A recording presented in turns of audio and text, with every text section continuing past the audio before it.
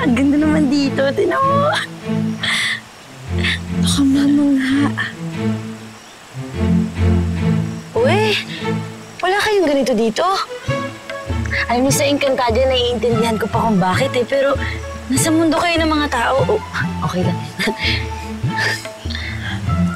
May matagal na panahon din kami nakulong dito sa Avila. Kailan lang naman ito nabuksan eh. Ah, kaya.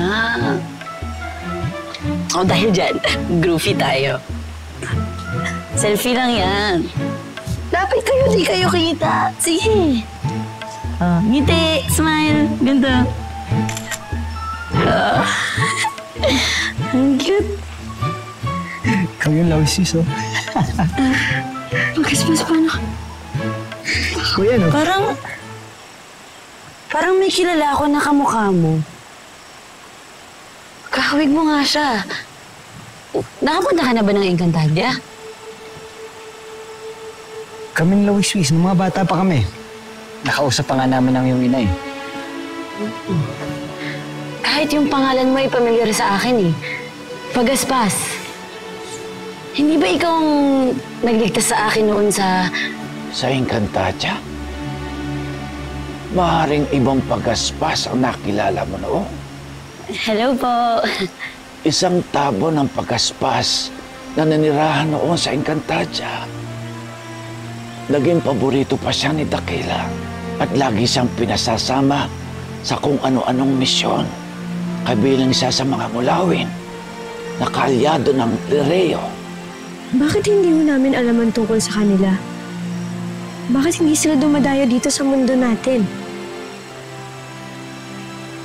Ang kwento sa akin nung Pagaspas na nakilala ko, pinagpapas lang sila ng mga hathor noon. Kaya dalawa na lang ang natitira sa kanila ngayon. Pero matagal na din naman na panahon since nung huli ko silang nakita eh.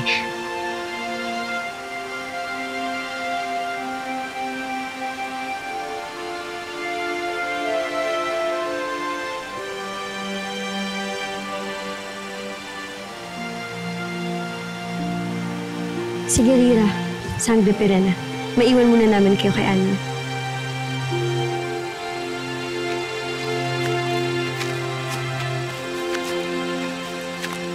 Muli, ikinagagalak ko kayong makilala.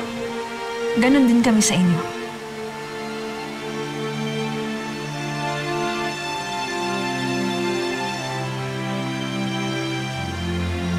In fairness dito sa Avila, no? Ang taas ng CPH. CPH? Cutie per hour. Ay, Anya, sabihin mo nga sa akin. Hindi ka ba nakukitan sa kanya?